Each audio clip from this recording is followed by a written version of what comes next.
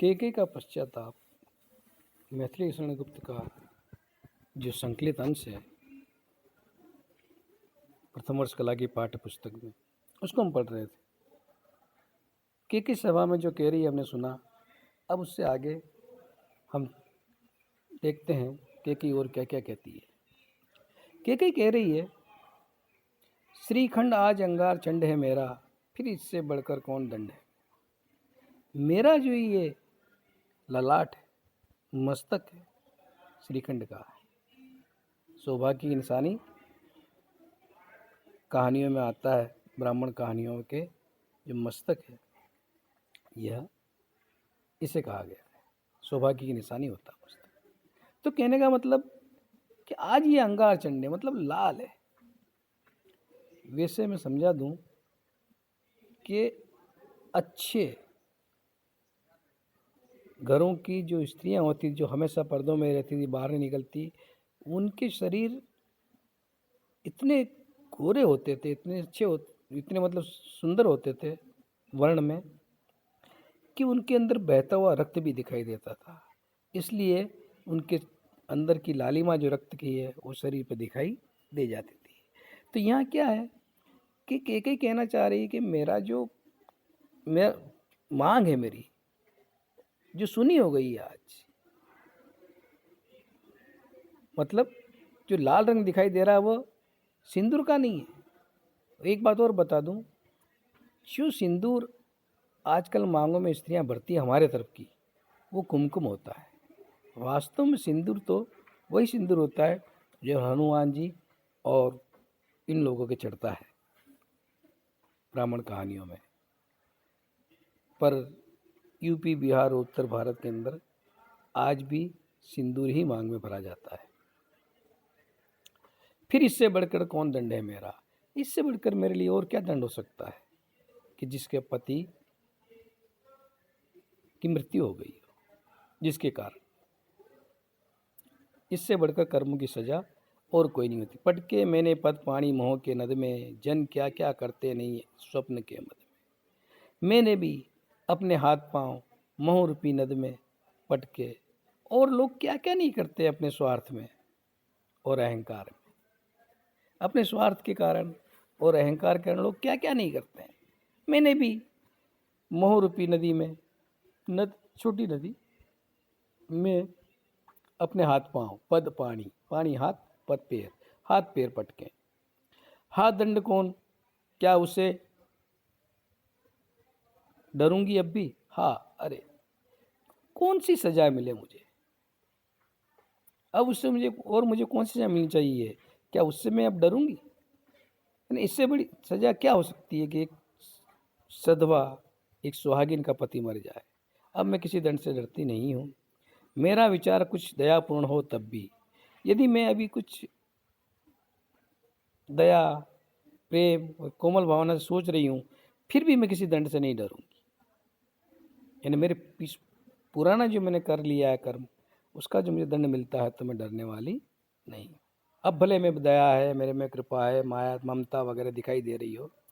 हाँ दया हंत वगृणा, अरे दया हंत, छी वह घृणा, उस घृणा का नाश हो जो घृणा राम के राज्याभिषेक के समय उसने दिखाई थी। आहा वह करुणा, और उस करुणा की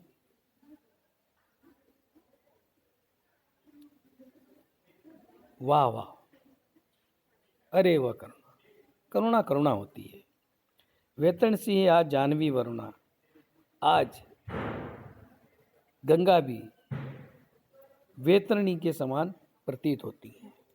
वेतरणी, ऐसा कहते हैं मरने के बाद वेतरणी पार करनी पड़ती है, कहीं कहते हैं भवसागर पार करना पड़ता है। एक तरह के पानी दरिया है जिसे पार करके लोग उस दूसरे लोक में जाते हैं, उसे वेतरणी कहते हैं, भवसागर भी कहते हैं, लेकिन वेतरणी इसके लिए प्रयोग किया गया है। जानवी गंगा के लिए। सशक्ति हूँ चिर नरक सुने सुविचारी, यहाँ जो भी विद्वान लोग हैं, अच्छे चरित्र वाले लोग हैं, अच्छे विचार वाले लोग हैं, सुन ले, मैं हमेशा के लिए नरक में रहना पसंद कर सकती हूँ, सहन कर सकती हूँ, पर मुझे स्वर्ग के दया दंड से भारी।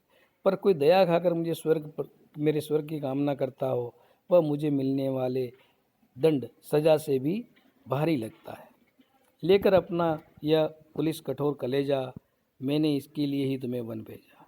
मेरे अपने इस वज्र के समान कठोर कलेजे के कारण, हृदय के कारण ही मैंने तुम्हें वन में भेजा है। यानी मेरा कठोर हृदय था, तभी तुम जैसे कोमल कोमल राज परिवार के बच्चों को मैंने वनवास का वरदान मांगा। आगे कह रही है, घर चलो इसी के लिए न रूठो अभी। इसीलिए मैं आप तुमसे कह रही हूँ कि घर चलो, अब मुझसे रूठो मत, अब मुझसे गुस्सा मत करो। कुछ और कहूँ तो उसे सुनेंगे सब क्यों, और भी कुछ कहूँ तो लोग उसे क्यों सुनने लगे। इन और कुछ मैं अपनी पीड़ा, अपना पश्चाताप, अपने बारे में कुछ कहूँ तो लोग उसे क्यों सुनेंगे। मुझको यह प्यारा और इसे तुम प्यारे, मेरे दुगने प्रिय रहो न मुझसे न्यारे। मुझे ये भरत प्यारा है, मुझे ये भरत प्यारा है और भरत को तुम प्यारे हो, इसलिए तुम मुझे दुगने प्रिय हो, इसलिए तुम मेरे दुगने प्रिय हो।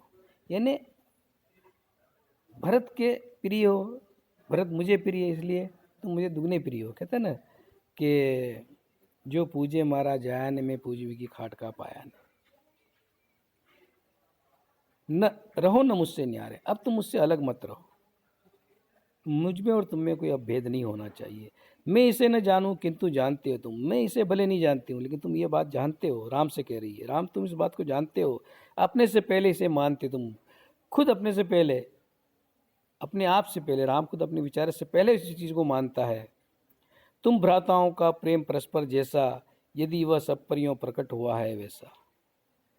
तुम भाइयों में आपस में जो ये प्रेम है, यदि वह आज प्रकट हुआ है वैसा, तो यह मेरे कारण ही हुआ है। तो पाप दोष भी पुण्य दोष है मेरा, और इसलिए मैंने भले पाप कर्म किया हो, पाप जैसा दोष किया हो, पर ये क्या है, मेरा पुण्य संतुष्ट है, पुण्य संतुष्टि है, मेरी पुण्य रूपी संतुष्टि है। मैं रहूँ पंकीला पद्म कोश है मेरा, मैं भले कीचड़ में दसी रहूँ, पर ये मेरे कीचड़ में खिला हुआ कमल है। क्या कि मेरे कारण तुम भाइयों का आपसी प्रेम प्रकट हो पाया। आगत ज्ञानी जन उच्च भाल लेकर, समझा मैं तुमको अतल युक्तियाँ देकर। आए हुए ज्ञानी और विद्वान लोग बड़े बड़े ललाट मस्तक, चमकते मस्तक को लेकर तुम्हें बहुत सारी युक्तियाँ देकर अगर समझाना चाहें तो समझा सकते हैं।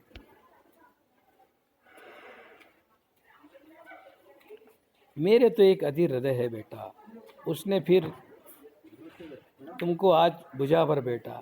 हे पुत्र, मेरे पास तो एक व्याकुल हृदय ही है, जिसने तुम्हें आज बाहों में भरकर आलिंगन दिया है, यानी तुमसे आलिंगन कर लिया है। देवों की ही चिरकाल नहीं चलती है, देतियों की भी जरूरती यहाँ फलती है। इस संसार में देव जैसे विचारों की हमेशा नहीं चलती, मतलब जैसे अच्छे ही हमेशा नहीं चलती। देतियों की दुर्वृत्ति भी यहाँ फलती है। देतियों जैसे विचार भी मनुष्यों के हृदय में यहाँ फलते फूलते हैं। यानी देवताओं की तरह लोग अच्छा सोचे जरूरी नहीं है, देतियों की तरह बुरा भी सोच सकते हैं। हंस पड़े देव के कई कथन यह सुनकर, रो दिए क्षुब्ध दुर्देव दैत्य सिर धुनकर। और ये केकई की वजह सुनकर देवता हंसने लगे, क्योंकि ऐसा कहा जाता है उस समय देवता भी आकाश से इस सभा के पास अदृश्य रूप में आ गए थे। और दैत्यों ने भी सुना हो तो वे क्षुब्ध दुखी होकर अपना सिर धुनकर रो दिए कि हमारे बारे में केकई कैसा कह रहे। छल किया भाग्य ने मुझे अयस देने का, बल दिया उसी ने भूल मान लेने का। इस भाग्य ने मेरे साथ छल कपट किया है, प्रपंच किया है मुझे अपयश दिलाने के लिए, लेकिन उसी भाग्य ने मुझे अपनी गलती मान लेने का बल भी दिया है। अब कटे सभी वे पास नाश के मेरे, मैं वही के कई वही राम तुम मेरे। अब मेरे नाश की प्रेरणा देने, प्रेरे शब्द प्रेरणा देने वाले वे सारे बंधन कट गए हैं, और मैं वही पुरानी केकई हूँ और तुम मेरे वही पुराने पुत्र राम हो। होने पर बहुधा रात्रि अंधेरी, जीजी आकर करती थी पुकार मेरी। एक उदाहरण दे रही है कि जब छोटे थे तुम, तब अक्सर अंधेरी रात में जीजी कौशल्या आकर मुझे पुकारती थी और कहती थी कि लो कुहकनी अपना कुहक राम ये जागा, ले जादू करनी। वैसे तो शब्दों में तो हम ये भी कहते ले डाकण, कुहकनी जादू करनी को कहते हैं। तुम्हारा ये राम जादू ये राम जो जाग गया है, निज मजली माँ का स्वप्न देख उठ भागा। अपनी माँ का स्वप्न देख, मजली माता का स्वप्न देख, ये उठकर तुम्हारी तरफ भाग के आ रहा था, तुम्हारे महल की तरफ, तुम्हारे खंड के तरफ, तुम्हारे कमरे के तरफ। भ्रम हुआ भरत पर मुझे व्यर्थ संशय का, प्रति इंसान ने ले लिया तब स्थान भय का। मुझे व्यर्थ ही तब मुझे बेकार ही भरत पर शंका हुई कि भरत शायद राज चाहता हो, भरत भी राज का लोभी हो। और तभी मेरे मन में इस भय ने, इस डर ने बदले की भावना का रूप ले लिया। तुम पर भी ऐसी भ्रांति भरत से पाती तो उसे मनाने भी न यहाँ में आती। अगर तुम पर ऐसी भ्रांति भरत से पाती, भरत तुमसे तुम्हारे साथ ऐसा व्यवहार करता, तो तुम्हें मनाने के लिए यहाँ में नहीं आती। यानी भरत की जगह तुम्हारी जगह भरत और भरत की जगह तुम होते तो उसे मनाने में नहीं आती, जीजी ही आती, किंतु कौन मानेगा। मतलब दीदी कौशल्या ही आती, पर मेरी इस बात को अब कौन मानेगा। यानी उस वक्त हम में इतना प्रेम था, लेकिन इस बात को अब कौन मानेगा। जो अंतर्यामी वही इसे जानेगा, जो अंतर्यामी है वही इस बात को समझ सकता है। तब राम कहते हैं, हे अम्ब तुम्हारा राम जानता है सब, हे माता तुम्हारा राम सब जानता है। अम्ब राम माता को कहते हैं, और अम्ब से ही माता जी से अम्बाजी पड़ा है। अम्बाजी शब्द का अर्थ ही माता जी होता है। इस कारण वह कुछ खेद मानता है कब, इसीलिए तो कभी वो दुखी नहीं है राम। ये तुम्हारा राम सब जानता है, इसलिए किसी बात को लेकर दुख महसूस नहीं करता, दुख प्रकट नहीं करता, या दुख उसे है भी नहीं। क्या स्वाभिमान रखती न कैकेयी रानी, बतला दे कोई मुझे उच्च कुल मानी। तब कैकेयी कहती है, क्या रानी होते हुए भी कैकेयी अपना स्वाभिमान नहीं रखती। जो उच्च कुल में या उच्च विचार रखता हो वह मुझे बताए, मुझे समझाए।